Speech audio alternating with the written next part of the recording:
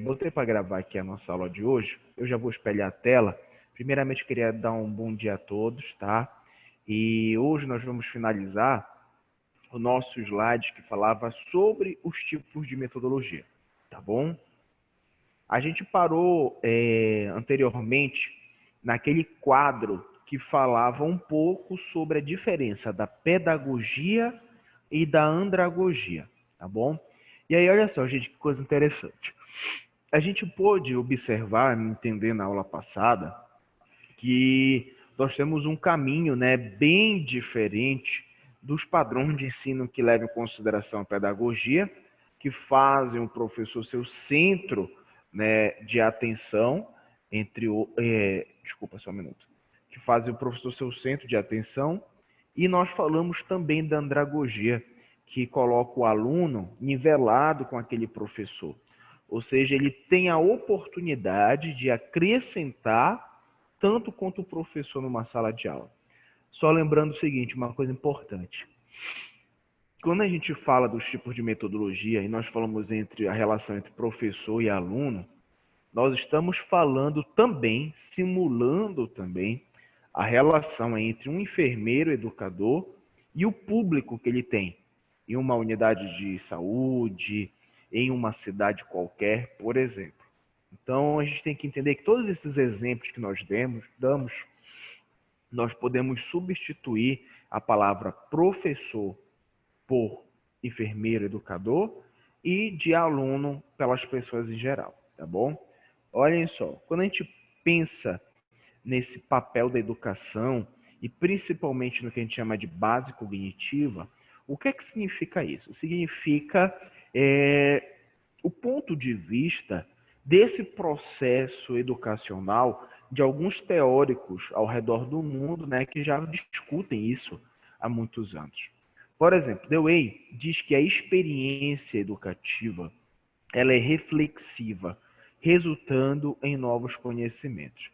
Então, ele queria dizer que a partir do momento em que a gente se propõe a participar de uma experiência, de uma oportunidade educativa, nós vamos ter como pontuar e refletir sobre o que precisa melhorar e como a gente pode aprimorar a nossa forma de realizar esse processo educativo.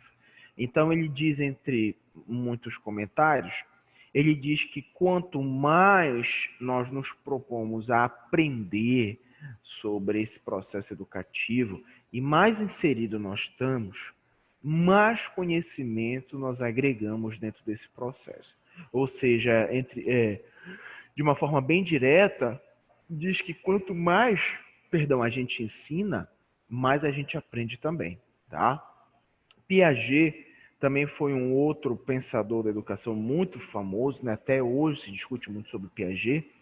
E ele diz o seguinte: quando uma pessoa entra em contato com um novo conhecimento, há naquele momento um desequilíbrio e surge a necessidade de voltar ao equilíbrio. O que é que ele quer dizer com isso? Quando você está dentro de um ambiente que você possui algum comportamento, e se esse comportamento for um comportamento que cause uma doença ou não, o que é importante a gente entender? Você está ali dentro da sociedade, realizando alguma atividade que não é benéfica ao corpo, né? Você está, por exemplo, ingerindo muita bebida alcoólica. E dentro do processo educativo, você aprende que aquele hábito, aquele consumo prolongado de álcool, por exemplo, aquilo vai te matar. E aquela informação, quando você absorve, aquilo causa um desequilíbrio em você. Por exemplo, pô, o que é que eu vou fazer agora da minha vida? Né? Se eu já sei que o consumo de álcool faz mal, né? E para você voltar àquela paz, voltar àquele equilíbrio, você vai ter que mudar o seu hábito. Então, Piaget já dizia que o ser humano ele é constantemente, entre aspas, desequilibrado. Por quê? Porque você habitualmente, ao longo da vida, você vai aprendendo novas coisas que vão deixando você muito curioso e mudando o seu comportamento. E se a gente for pensar na população em geral, que é a população que nós temos contato, né, que é o pessoal que está na unidade de saúde, no hospital, nós vamos perceber o seguinte, que quando a gente percebe que aquele indivíduo, ele toma a liberdade de te perguntar várias coisas, porque às vezes a gente vai fazer uma visita ao leito e aquele paciente, ele se mostra muito fechado. Mas às vezes, quando ele cria confiança em você, ele pergunta sobre tudo. Ele pergunta sobre a alimentação dele, ele pergunta se ele pode levantar para tomar banho, ele pergunta se, sei lá, se ele pode receber visita. Então, quanto mais aberto ele estiver, quanto mais, vamos dizer assim, confortável ele estiver, mais equilibrado ele consegue ficar dentro, né, do seu cotidiano, das suas ações. E aí, gente, a gente chega em um outro pensador, que foi o Burroughs, que falou o seguinte: ele foi um indivíduo que teorizou, né, e nos proporcionou o que nós chamamos hoje de aprendizagem baseada em problemas, né? Aqui a sigla é em português, mas a gente conhece muito como PBL, né? O que é o PBL? O que é você aprender através de um problema? É quando você pega uma situação que costuma ser problemática, que costuma ser uma questão muito, vamos dizer assim, peculiar para a sociedade, e você joga para aquele indivíduo para que ele possa refletir sobre aquilo. Então vamos dar um exemplo. É muito fácil a gente ter aqui um grupo de pessoas que estão dentro de uma unidade de saúde e que vão receber uma educação continuada, uma educação em saúde, e você mostra uma foto no quadro e fala assim: olha, gente, isso aqui é uma foto de um homem que tem câncer no pênis. E tem uma foto daquelas feias, né? E você diz assim para a pessoa: olha, para você não ter câncer no pênis, você precisa lavar o pênis diariamente, correto, evitar fazer sexo desprotegido, ou seja, falar vários exemplos. E quando a gente fala em aprendizagem baseada em problemas, é quando vocês mostram, por exemplo, a foto daquele pênis com câncer e pergunta para o público: gente, o que vocês acham que a gente precisa fazer para evitar isso aqui? E aí a pessoa que está ouvindo, ela se indaga, né? Ela se pergunta, por exemplo, o que realmente fazer, né, para que a gente possa modificar essa situação, esse cenário. Porque quanto mais as pessoas se indagam, mais elas refletem, vão raciocinar e encontram muitas vezes diversos caminhos para alcançar um único objetivo. Por que é importante a reflexão dentro dessa aprendizagem baseada em problemas? Porque, gente, o indivíduo ou o aluno, ele sai de um momento de, vamos dizer assim, de se encontrar estagnado. Ele é uma pessoa onde pouco desenvolve o raciocínio e ele passa a ser mais atuante dentro desse processo reflexivo, dentro desse processo de entendimento, tá? Olhem só, a ativação do conhecimento prévio facilita a sua compreensão e recordação. O que ele quer dizer isso é o seguinte: quando você tem na sua cabeça um conhecimento fixado, um conhecimento que é interagível, o entendimento de outras partes, elas se tornam muito melhores. Como assim, professor? Vocês estão aqui na faculdade há quase 5 anos, né, aprendendo cada dia um pouco mais sobre características sociais, de saúde, mentais, entre outros.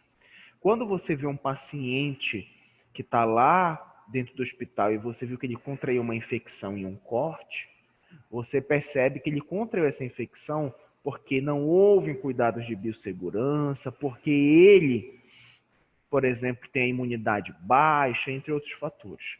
Ou seja, toda vez que a gente vai agregando conhecimento, a gente vai fazendo como se fosse uma corrente, né? A gente vai facilitar a interpretação de outras informações ao longo do passar dos dias e dos anos, tá? Se alguém tiver alguma pergunta, é só falar. Bom, olhem só, nós vamos falar agora de frases importantes, que é assim, gente, isso aqui não vai ser importante só para a prova de vocês, tá? Isso aqui vai ser importante para o cotidiano profissional e para vocês entenderem um pouco melhor tudo isso que envolve conhecimento, tá? Primeira fase é o seguinte: a estruturação do conhecimento e o modo como ocorreu, ele favorece a retomada posterior. O que é que ele quis dizer aí dessa frase?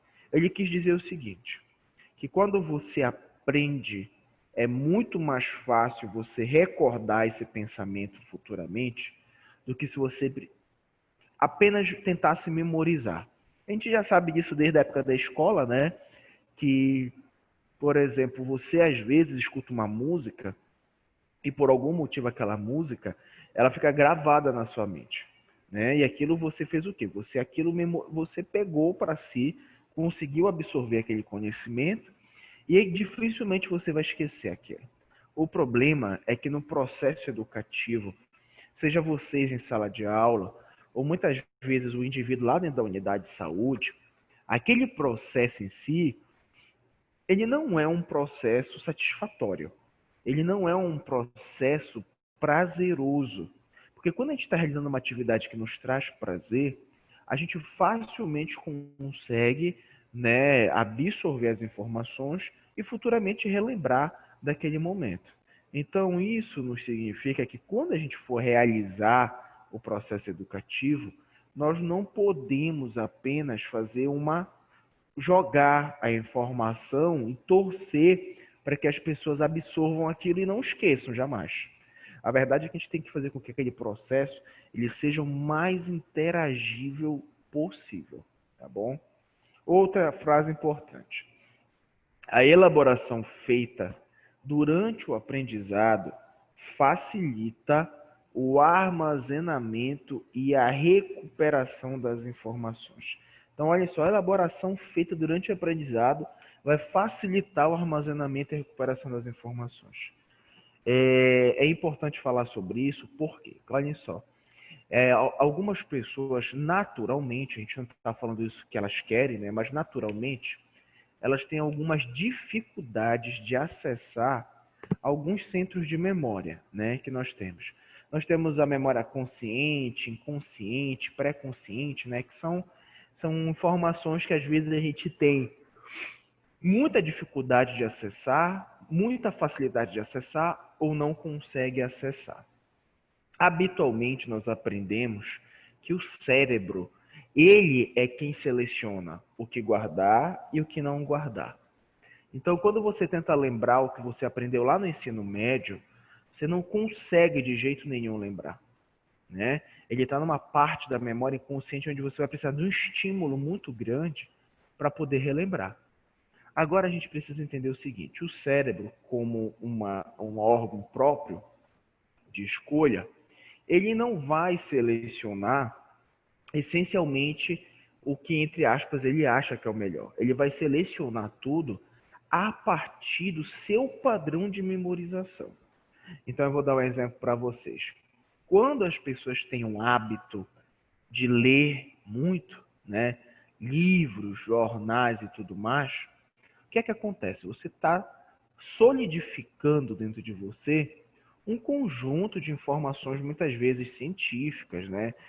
Você cria um hábito de cometer essas informações de uma maneira bem melhor. Bem diferente de uma pessoa que muitas vezes ela tem um hábito de passar o dia inteiro vendo televisão, vendo novela, né? Programas de geral que acabam não agregando informação. Então o cérebro, ele vai pontuar o quê? Ele vai pontuar que é melhor ele guardar as informações contidas na novela, como nome, né, do artista, a trama, a música da novela, do que necessariamente outras informações. Então acaba que quanto mais você vai criando um hábito, mais o cérebro cria esse hábito. É por isso que pessoas que leem muito costumam ter uma facilidade melhor para escrever, por exemplo, porque conseguem adaptar aquela informação de maneira direta. O que isso significa para a gente? Significa dizer que uma pessoa que está lá na sociedade, que está na unidade de saúde em qualquer lugar, ela tem uma capacidade, ela tem a possibilidade de conseguir colocar o seu conhecimento em prática, principalmente o conhecimento científico para melhoria de vida. O que ela precisa é simplesmente se concentrar, tentar mudar alguns hábitos e conseguir por conta própria andar. Né? Por que eu digo por conta própria? Porque agora na educação, de maneira geral, principalmente esse fator que o enfermeiro causa nas pessoas educacional, ele não pode ser, preste atenção nisso, o enfermeiro ele não pode ser uma babá, né, daquele paciente. O cara todo vez, olha, eu não tomei remédio para pressão. Olha, seu fulano, tome aqui o seu remédio para pressão, ó, tome agora. Aí na outra semana, seu fulano, não tomei, eu não esqueci, eu não acho importante. Não, então olha, tome, olha, tá aqui. O processo educacional, ele não pode ser dessa forma, né? Porque senão isso vai ser muito cansativo, isso vai ser muito dispendioso para o profissional envolvido. E infelizmente não é isso que a gente quer com certeza, tá? Olha só, vamos continuar. Pistas contextuais ativam o conhecimento e o tornam disponível. Isso é interessante porque o que ele quer dizer com pistas contextuais, né? Nós estamos falando aqui de manobras, né? Manobras pedagógicas que vão facilitar o entendimento, né? Então, quando vocês estudam tabela periódica, por exemplo, no ensino médio, vocês vão aprendendo por fileiras, né? E aí tem gente que decora aquelas frases, né? Eu li nas Casas Bahia, que é Hélio, não sei o quê, que é a primeira fileira, né? Ou seja, as manobras utilizadas, as pistas utilizadas para linkar o conhecimento de maneira muito mais efetiva, elas são ainda muito importantes dentro da nossa saúde, né?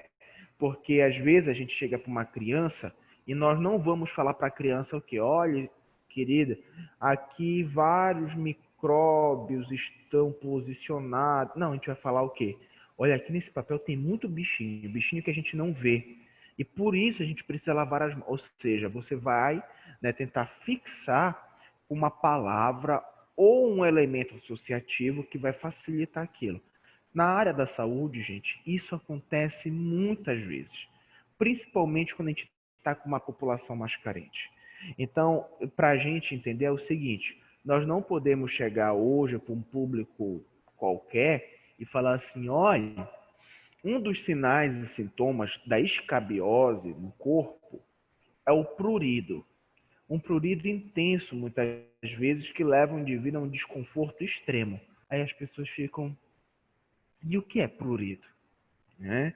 Então, quando a gente fala também de pistas contextuais, nós estamos falando de aproximar o conhecimento em uma linguagem muito mais próxima do público que a gente tem ou do público que a gente procura, né? Então, isso é complicado porque quando nós saímos da faculdade, nós temos uma pressão muito grande em aprender e a falar em termos muito técnicos, né? Tanto que a professora fala, não, não é coceira, qual é a palavra? Não, não é inchaço, qual é a palavra? E aí acaba, né, que você sai muito fechado nesse contexto e quando vai ter contato com o público, vai ter uma determinada dificuldade para modificar isso tudo. Outra fase importante, a motivação genuína, ela é essencial para aprender. Quando a gente diz motivação genuína, a gente para e pensa assim, por que aprender? Né? Se a gente fosse, eu vou até interromper aqui para ver vocês melhor e falar, a gente para e pensa assim, por que, vamos dar um exemplo de vocês, por que vocês estão hoje estudando enfermagem? Né? Por que hoje vocês estão aqui a uma hora dessa? Vai ter gente que vai falar assim, professor, eu preciso disso para ter um futuro melhor. Olha, professor, eu preciso disso porque é o meu sonho fazer isso. Por que você precisa fazer isso? Eu faço isso porque é o curso que tinha no momento que eu fazia e eu estou fazendo isso.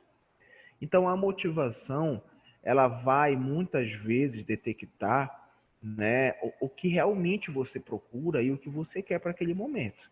Então, por exemplo, a Marta, eu acho que não sei se foi a Marta que estava grávida durante a faculdade, né? A dona Socorro vem de bicicleta todo dia, né? Tem pessoas que todo dia enfrentam batalhas para poder estar aqui dentro desse processo de aprendizagem contínua.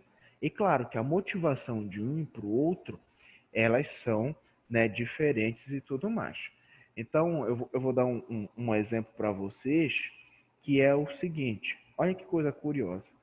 Quando a gente se motiva por algum motivo, os níveis de adrenalina no corpo, né, eles são liberados com uma maior facilidade. E a adrenalina, ele é um hormônio tão curioso no organismo humano que a adrenalina ajuda a inibir a dor, a adrenalina ajuda a evitar pensamentos um pouco mais depressivos, a adrenalina ajuda às vezes até no processo de memorização. Então, quanto mais motivados a gente encontra as pessoas a quererem mudar, quanto mais motivados nós encontramos vocês querendo aprender mais um pouco, isso não vai ser um benefício apenas para mim. Isso vai ser um benefício para vocês.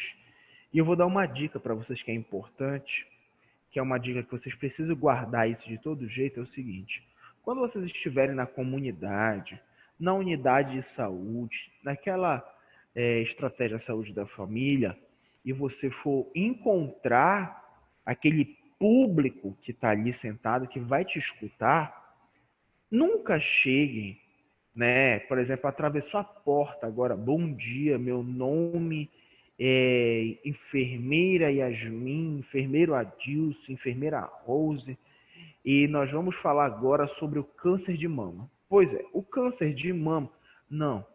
Melhor coisa, melhor manobra que você tem dentro do processo educacional é se fazer interagível e presente. Olá, bom dia, tudo bem? Tudo bem, tudo bem. Gente, nós somos poucos hoje aqui. Eu queria saber qual é o nome de vocês. Olha, nós vamos falar hoje sobre cuidado, entendeu? Então, quanto mais nivelado nós estivermos, né, mais prático vai ser esse processo educacional, tá bom? Vou voltar a compartilhar. Se alguém tiver alguma dúvida, só falar, por favor.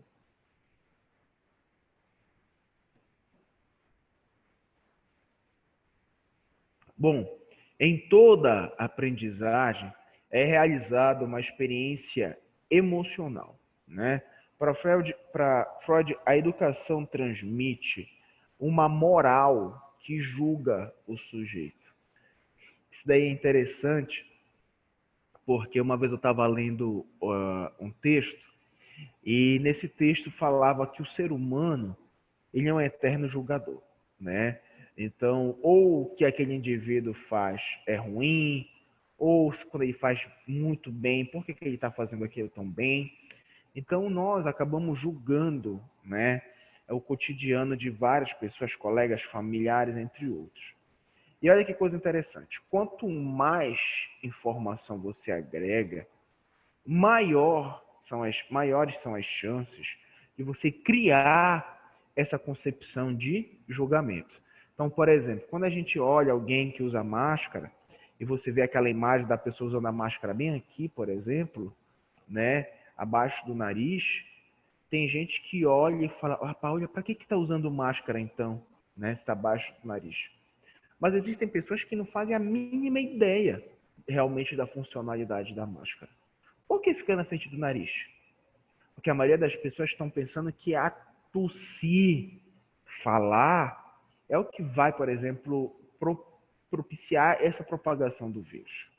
Então, quando a gente começa a ter um maior conhecimento específico, a gente vai julgar o indivíduo. Por exemplo, aquele cara foi ao banheiro e ele não lavou as mãos quando ele saiu de lá. Às vezes falta conhecimento específico. E, gente, isso daí é curioso, porque o enfermeiro, ele já tem um hábito dentro da sua prática profissional de ser muito julgador. Por quê? Porque quando a gente está lá na unidade de saúde e muitas vezes chega uma menina de 14 anos de idade que está grávida, o que, é que a gente pensa logo? Olha, uma menina dessa idade está grávida, né? E como é que pode? E aí eu digo para vocês assim, a gente na sala de aula vivencia muita coisa. Uma vez eu tive uma turma aqui na Isamar que a gente estava falando sobre o aborto. E muitas pessoas falando a respeito dessa concepção, né? Pô, professor, tanto método contraceptivo, não sei o quê, por que abortar e X, Y? E eu dei esse exemplo que eu falei para vocês sobre o julgamento. E quando a gente começa a ter informação, a gente começa a julgar. E uma aluna, olha que coisa interessante, uma aluna teve a coragem de falar lá assim, olha, professor, ela falou, eu cometi aborto 2 vezes, entendeu? Eu não me orgulho disso. E sabe uma coisa que eu acho interessante é que a partir do momento em que eu percebi o risco que isso causava, tudo que há por trás do aborto, eu comecei a julgar as pessoas que tentavam fazer isso, mesmo já tentando realizar. Então, isso vai nos mostrar o quê? A fragilidade que nós vamos ter de encarar algumas situações nesse processo educacional, né? Então, por exemplo, eu vou dizer para vocês quais são as maiores dificuldades de julgamento que a gente encontra hoje no nível hospitalar e de nível de unidade pública. Por exemplo, violência contra a mulher, né? O profissional que estuda tanto sobre isso, e muitas vezes vê na televisão vários exemplos disso, ele fica assim inacreditável quando ele vê uma mulher que sofre violência doméstica e essa mulher, por exemplo, ela não quer fazer nada. Ela não quer denunciar o marido, ela não quer falar para ninguém, pelos motivos dela.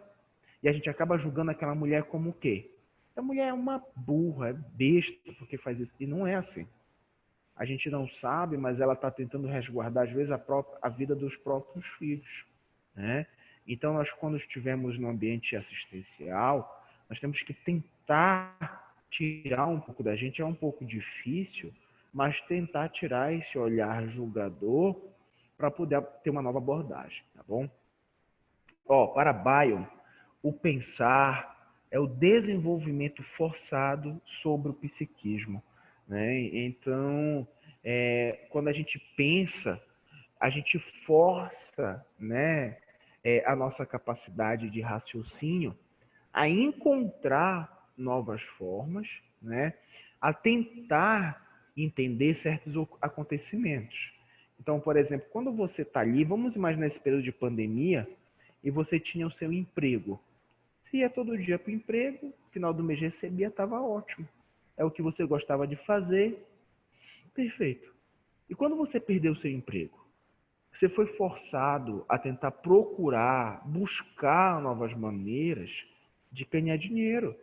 Então teve gente que começou a costurar máscara, teve gente que começou a vender álcool em gel, ou seja, foi, né, desenvolvendo o raciocínio para você ter novas condutas dentro da sua abordagem em saúde, tá? Outra, o processo de aprendizagem causa uma certa angústia, pois implica no reconhecimento de ignorância, limitações e falhas. Isso daí é curioso porque a gente já ouviu uma frase muito parecida com essa que a gente está vendo agora, que é a seguinte: quanto mais a gente estuda, mais a gente vê que não sabe nada, né? É uma frase muito famosa e isso é que é importante porque isso nos mostra que o processo educativo, seja para você um enfermeiro que quer crescer na vida, ou para a pessoa que está ali ouvindo você, o processo educativo ele é constante, gente, constante. E olha que coisa curiosa, acho que foi em 2000 e... não sei se foi 2010, 2008, um negócio assim. Foi feito um estudo sobre o aprendizado e constatou-se que por dia, em 2000 e pouco, o ser humano ele guardava aproximadamente uns 40 gigas de memória na cabeça, né? De informações do dia a dia. 40 gigas é muita coisa. E olha que naquela época a mídia não era assim tão estrondosa, rede social não era tão estrondoso, celular não era tão estrondoso. Então vocês imaginam hoje, em 2020, qual a quantidade de informações você tem guardado, né?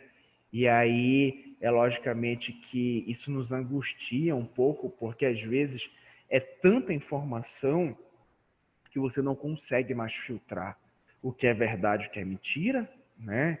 Que são as famosas fake news, o que é uma coisa absurda, o que não é. E infelizmente nesse nosso cenário de saúde, como o cenário da Covid-19, nós percebemos que esse impasse, né, que nós temos envolvendo as famosas fake news, elas têm deixado as pessoas doidas, né? Cada pessoa, às vezes, as pessoas, alguém falou alguma coisa aqui, olha, tem que comer azeitona todo dia para matar o Covid. É gente comprando toneladas de azeitona no supermercado. No outro dia fala, não, não era. Aí, então, ou seja, as pessoas elas estão muito forçadas a acreditar, basicamente, hoje em dia, em tudo que se fala. E isso, claro, que é uma limitação e uma falha do processo de aprendizagem, tá bom? Bom, essa experiência, ela passa por transformações e é integrada à personalidade, né? Então, olha que coisa curiosa, a nossa personalidade, a nossa característica de pensar, ela vai filtrar, né? E muitas vezes ela vai identificar o que é aquela informação que está sendo repassada para mim. Por exemplo, quando você está no Facebook e você vê aquela notícia que é muito absurda, tem gente que fala o quê? Olha, opa, gente, rapidinho, passou aqui, desculpa. Você olha e fala assim, ah, não, gente, isso daí é mentira, né? Isso daí, lógico que não é verdade. E aí a gente fica achando curioso, né? Por que que os nossos pais, mães, os nossos avós, eles acreditam muito mais nisso do que a gente, né? Quando a gente recebe aquele e-mail dizendo assim, ah, você acabou de ganhar R$ 1 milhão numa não sei o quê, aí os pais acreditam, clicam e nós não. Sabe por quê? Porque a maliciosidade da vida deles foi diferente da nossa vida. Nós estamos inseridos em um contexto onde o crime tecnológico informacional hoje ele é extremamente presente. E a gente viu muitos exemplos disso. E eles já cresceram em um contexto social onde o crime era o cara com uma arma na mão, né? Então isso faz eles mais limitados por causa da nossa personalidade e nos torna muito mais, né, seguros em relação a isso.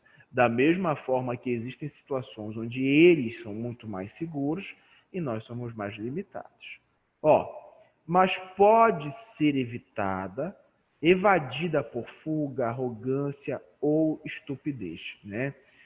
Quando a gente falou dessa transformação em relação à personalidade, a informação ela assume também na nossa vida, na vida de um estudioso e de um educador, né, o ar de arrogância e de estupidez. E vocês sabem que isso é verdade. Hoje em dia vocês às vezes encontram um professor que só porque ele tem um título de mestrado, de doutorado, ele acredita que ele está acima de qualquer pessoa. E não é difícil a gente ver isso. A mídia, nos últimos meses, tem nos mostrado, tem evidenciado exemplos muito comuns disso. Então, vocês lembram da história daquele desembargador que foi para a praia sem máscara? O policial abordou ele jogou fora a multa, disse que ele era aquilo, que ele era amigo do sei o quê. Então, isso nos mostra que, infelizmente, a educação, ao invés de ser um processo 100% produtivo no comportamento de um indivíduo, ele acaba gerando, infelizmente, esse ar de estupidez e de arrogância, tá? Problemas emocionais podem dificultar, inibir, impedir e até mesmo eliminar alguns conhecimentos. O que é que isso significa? Muitas pessoas, quando passam, por exemplo, por problemas de depressão, transtorno de ansiedade, entre outros quaisquer, elas vão ter entre aspas, alguns bloqueios, algumas dificuldades capazes muitas vezes de absorver aquelas informações.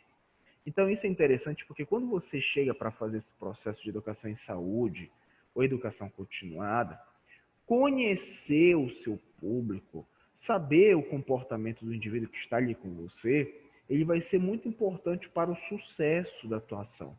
Então você olha que aquela mulher, ela está muito ansiosa. Gente, o que é que está acontecendo? Ah, é porque nós estamos esperando para ser chamada lá com o médico tal para consulta. E às vezes você chega lá com o médico e fala, olha, doutor, não chame ninguém agora, me dê 15 minutos que eu vou falar com ela. E você fala, gente, não é preciso ir, não vai chamar ninguém agora. Pronto. Aquela pessoa que está ali, ela se torna mais relaxada e mais adaptada a aprender sobre aquilo que você quer dizer ou não, tá? Bom, falando agora sobre metodologias ativas, que são as metodologias onde a gente quer integrar aluno, professor como um processo só, onde os dois possam aprender e ensinar.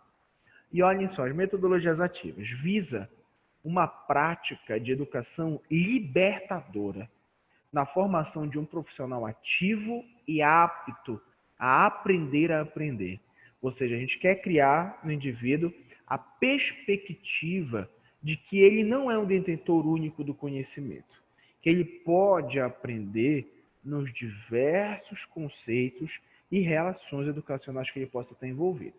Segundo Fernandes et al., o aprender a aprender na formação dos profissionais de saúde deve compreender o aprender a conhecer, o aprender a fazer, o aprender a conviver e o aprender a ser.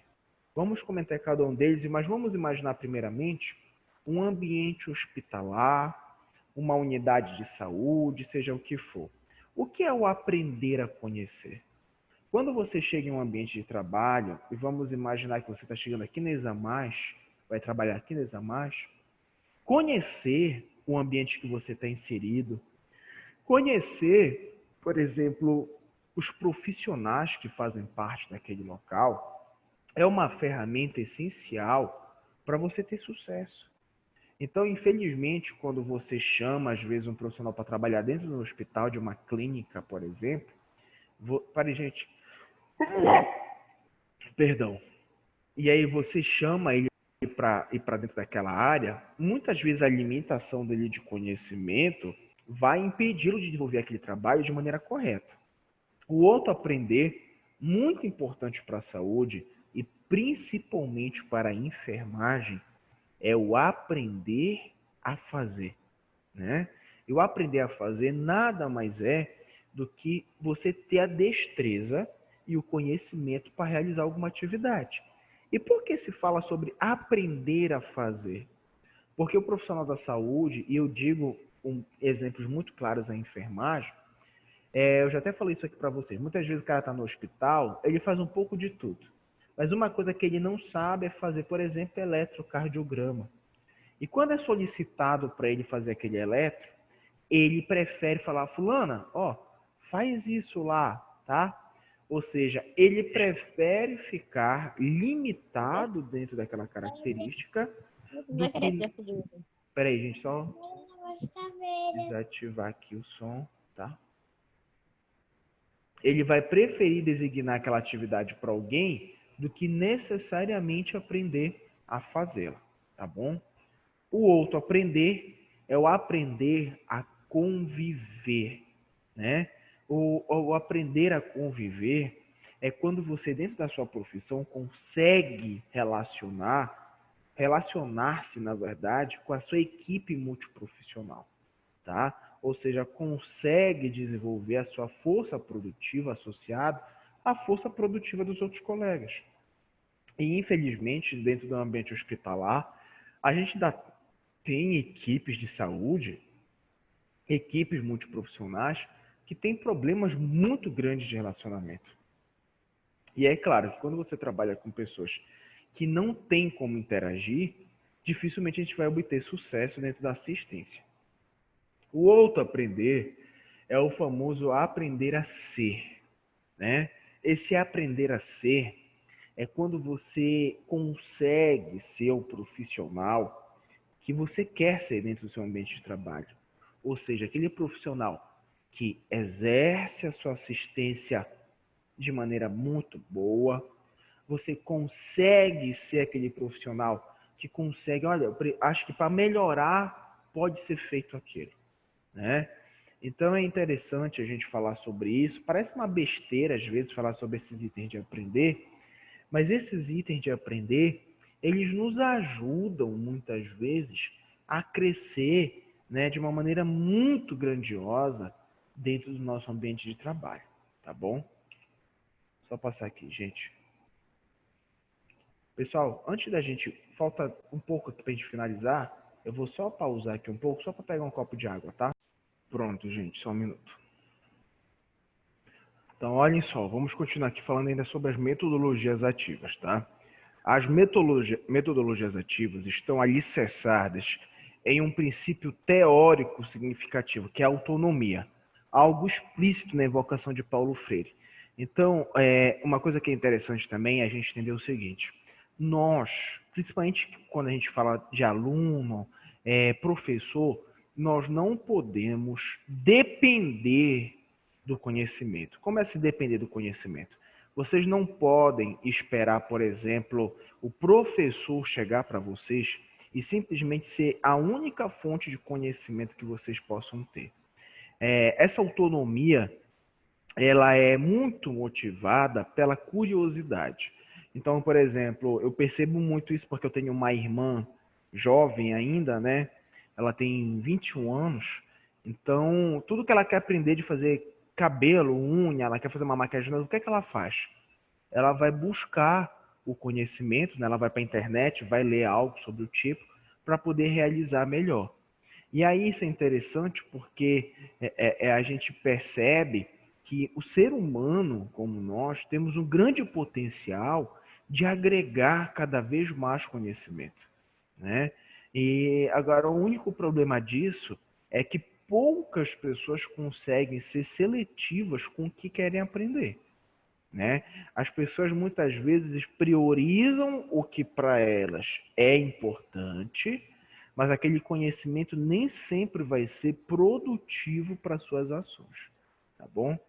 Olhem só, a educação contemporânea deve pressupor um discente capaz de autogerenciar ou autogovernar seu processo de formação. Nada mais é do que eu falei para vocês. Infelizmente, um grande número de alunos hoje, de discentes, em qualquer parte do Brasil, ele está habituado a estudar unicamente, às vezes, para fazer prova. Então, você tem um semestre inteiro, onde você pode manter um estudo progressivo, mas você, quando está chegando a prova, pô, tenho que estudar, né? Porque eu vou ter prova. Aí, quando falta 2 dias, um dia para a prova, o cara está se matando, né? Lendo tudo que ele pode para tentar ser produtivo, muitas vezes, em um único dia. Então, é por isso, gente, que, por exemplo, o próprio Paulo Freire e outros teóricos, eles criticam muito a prova, né? Dizem que a mensuração da nota na prova é uma coisa irrelevante, que o cara hoje tira 10 numa prova porque ele colou. Hoje o cara tirou 0 na prova porque a mãe dele está internada e ele não está com cabeça para fazer prova. Então a prova acaba sendo uma coisa muito relativa, tá bom? O ensinar, ele exige respeito à autonomia e à dignidade de cada sujeito, especialmente no âmago de uma abordagem progressiva, alicerce para uma educação que leve em consideração o indivíduo como um ser que constrói a sua própria vida. É interessante que esse texto inteiro, ele pode ser muito similar a um outro texto que se utiliza muito por aí, né? Então, que é o seguinte: quando o indivíduo está com fome, a gente não dá o peixe na mão dele, né? A gente o ensina a pescar, né? Para que ele possa gerenciar o seu sustento. E quando a gente fala desse processo educacional, Vou dizer uma coisa para vocês. Vamos imaginar o seu João, que está todo dia na unidade. Você não quer todo dia estar ensinando para ele como lavar um alimento, como lavar as mãos, como fazer. Não. Você quer poder indagá-lo, você quer poder causar nele um impacto onde ele naturalmente possa assim evoluir como indivíduo e agregar, né, cada vez mais esse potencial de ir em busca do conhecimento. Só passar aqui, gente. Existe uma relação dialética entre os sujeitos envolvidos, né, docentes e discentes, se reconhecendo mutuamente. Então é assim, gente, eu sinceramente eu não sei se vocês tiveram algum professor aqui na Examás que não respeitavam vocês como alunos, como pessoas, ou até mesmo no processo educacional de vocês. Mas, pelo que eu percebo, muitos dos professores de vocês mantêm uma relação de convivência muito boa com todos, né? Uma relação de convivência onde, por exemplo, vocês sabem quem é um professor, eu sei quem são os alunos, mas nós conseguimos interagir de uma maneira muito produtiva. E quando a gente fala isso relacionado ao processo educacional com a comunidade, educação e saúde nas unidades de saúde, o que é importante a gente situar? A experiência que o indivíduo tem já é um pré-conhecimento, né? Nós, muitas vezes, vamos bater de frente com fatores culturais. Então, quando a gente vê o cara que diz para ti que ele não vai tomar suco de cupuaçu depois de tomar açaí, porque ele vai morrer, tu te acha, muitas vezes, acima daquele conhecimento. E olha assim, olha o cara que besta, né? Pensa que vai morrer. E se tu falar para ele, olha, deixa disso, rapaz, bebe isso daí, é claro que ele não vai seguir a orientação. Porque para ele está se sentindo acima de você. Enquanto cada um se sente acima do outro nível de conhecimento, nenhum vai conseguir interagir com o outro e modificar dessa forma um ato de pensar.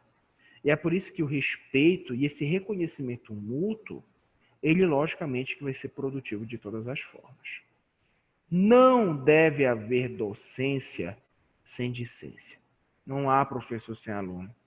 Na medida em que as duas se explicam em seus sujeitos, apesar das diferenças, não se reduzem à condição de objeto um do outro, né? Então é assim, o aluno ele não é um objeto do professor, um simples objeto. Não, ele é uma unidade de relação. Assim como o aluno, o professor não pode ser apenas um objeto. Ele tem que ser uma unidade de relação, de apoio e de ajuda dentro do crescimento profissional, tá bom? Aí, gente, olhem só. Eu queria falar com vocês agora alguns pontos importantes aqui, tá? O primeiro deles é o seguinte: o nosso conteúdo, tá? O nosso conteúdo de primeira avaliação, ele acabou agora, tá? Então, a gente tem mais 2 ou 3 semanas para a prova de vocês. E o que é que acontece? Como é que funcionava a disciplina de educação e saúde? Vocês viram que a gente falou muito do contato com o indivíduo, né? E aí, olha só que coisa interessante. Quando a gente está dando educação e saúde, o primeiro dia eu sempre dou uma orientação para vocês. Na outra semana, vocês sempre vão para a comunidade exercer, tá, esse tipo de atuação, retornam com algumas informações e a gente retorna para a comunidade. Ou seja, a gente passa praticamente 3 semanas indo direto ao nosso público para efetivar a educação em saúde e pegar os resultados disso, tá? Claro, por causa da pandemia, nós não estamos conseguindo realizar essas atividades. Pelo que aconteceu, né, que o Helder decretou, nós vamos ter o retorno das aulas a partir de outubro. Então, prestem atenção ao que vai acontecer. Se oficialmente a gente voltar em outubro, todo mundo sala de aula e tudo voltou ao normal, o nosso conteúdo de primeira avaliação vai ser apenas educação e saúde, tá? E nós vamos fazer as atividades na comunidade, tá bom? caso oficialmente nós, por algum motivo, não conseguimos voltar em outubro, o nosso conteúdo de primeira avaliação vai ser educação e saúde e educação continuada, tá bom? Vou chamar a atenção de vocês para duas coisas muito importantes. Quando a gente voltar e se a gente voltar realmente, nós vamos realizar atividades ou em uma escola ou necessariamente em algum lugar aberto, como uma praça ou uma via. Por que eu já estou orientando vocês sobre isso? Porque pelo que eu vi pelo meu calendário, segunda-feira que vem é feriado, né? A gente tem mais 2 semanas mais ou menos. A outra seria a revisão e a outra é a prova. Então não daria muito bem para a gente estar falando um pouco sobre essas ações que vão ter. Então, o que é que acontece? Quando a gente for para esses lugares, a gente provavelmente, tá, vai dividir vocês ao longo dos dias. Então, vai ter uma segunda-feira, tá, que de 7h30 às 9 vai um grupo e de 9 às 10 vai um outro grupo, tá? Então, é só para deixar vocês claros em relação a isso. Outra coisa importante. Eu não sei se a professora Elisângela já passou isso para vocês, mas pelo que eu vi, as provas vão valer 10, tá? Hoje eu ouvi um comentário lá da psicologia, não tem nada a ver com a enfermagem, de que em uma reunião foi determinado que as provas iam valer 7 e ia ter 3 de atividade. Não sei se isso é só para psicologia, se isso vai ser aplicado à enfermagem. Se isso for aplicado à enfermagem, provavelmente eu vou passar uma atividade para vocês logo, né, pelo WhatsApp, vou dizer logo o que é para realizar, e aí eu vou dar uma data para vocês entregarem por e-mail, pelo WhatsApp, ou como for melhor para vocês, tá bom? Antes da gente finalizar tudo, eu queria só fazer um geral para a gente entender o seguinte. Ao longo de todas essas semanas, nós vimos 3 conteúdos importantes: educação em saúde, educação continuada e tipos de metodologia. Os tipos de metodologia, elas conseguem agregar tudo que a gente falou: educação em saúde, educação continuada. A educação em saúde, ela é educação, é o processo educativo que ocorre quando nós estamos entre um profissional de saúde e o público em geral, que muitas vezes vai necessitar agregar aquele conhecimento. A educação em saúde é um processo internacionalmente conhecido e é o método mais barato e um dos mais eficazes de mudar o cotidiano de uma pessoa. A educação continuada, ela fala sobre o aprimoramento do exercício profissional. Ela fala do processo educacional que ocorre dentro do ambiente de trabalho. E como exemplo muito famoso, nós estamos falando também sobre a enfermagem, né? A enfermagem, ela ainda é uma área que necessita muito ser influenciada pelo processo de educação continuada. Professor, educação continuada já existe no Brasil? Existe. Ela é significativa? É significativa. Mas ela precisa melhorar, sim. Tipo de metodologia, o que é importante a gente saber? Nós temos uma grande vertente dentro do processo educativo que nos leva para a educação tradicional e nós temos outra vertente que nos leva para os métodos, né? As metodologias ativas, os métodos de interação muito melhor. E o que é que isso nos significa? Nos significa dizer que quanto mais prático você conseguir exercer o processo educativo, mais produtivo ele se torna, tanto para o difusor, né, tanto para o professor quanto para o aluno, independente do conteúdo envolvido, tá bom? A Marta hoje tinha comentado no WhatsApp que ela estava tendo uma dificuldade de acesso na plataforma. Eu vou dar uma outra dica para vocês. Quando vocês forem ver essa aula novamente na plataforma e tudo mais, eu chamo a atenção de vocês para observar se a frequência de vocês está sendo validada por lá.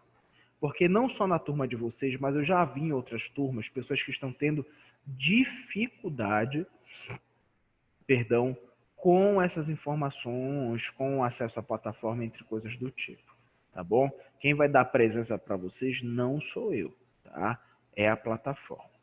Então, gente, como eu disse para vocês, nós encerramos o nosso conteúdo de primeira avaliação, tá? Nós estamos com esses 3 conteúdos e vamos determinar quais são esses conteúdos. Oficialmente, acho que a partir da semana que vem já vai ter uma resposta mesmo concreta. Eu acredito que vai continuar nosso retorno em outubro e se continuar dessa forma, a gente vai ficar realmente só com educação em saúde, tá bom? Então, eu vou abrir agora um momento para vocês perguntarem se tiverem alguma dúvida e posteriormente eu finalizo a aula. Alguém quer falar alguma coisa? Alguém tem alguma dúvida ou quer falar algo? Sim ou não? Andresa Jardim quer falar algo? Fernanda Fernandes, não? Hector, Maria, Marta, Mônica, Rose, Socorro, Yasmin? Não. Não, professor. Não? Tá. Professor! Pode falar, dona Socorro. Professor! Diga, minha amiga. Socorro. Alô, oi! Oi, som? Alô, som, Eu não tá me quero, ouvindo? come. Alguém me escuta? Socorrinha? Acho que a dona Socorro não tá me ouvindo. Então, gente, é assim, dona Socorro, eu não tô lhe ouvindo, mas se a senhora estiver me ouvindo, pode me mandar um WhatsApp, tá bom? Pode escrever aqui no chat se quiser. E outra coisa, gente, que eu queria falar para vocês é o seguinte: quando a gente retornar presencialmente, a gente estiver aqui a partir de outubro, não esqueçam, tá? De terem cuidado na volta. Eu sei que tem muita gente que, engraçado que vocês querem voltar, mas não se espantem, porque tem muita gente que está sendo contra o retorno das aulas. Tanto que a ESAMAS, mesmo presencialmente, vai continuar gravando as aulas para quem não quiser voltar.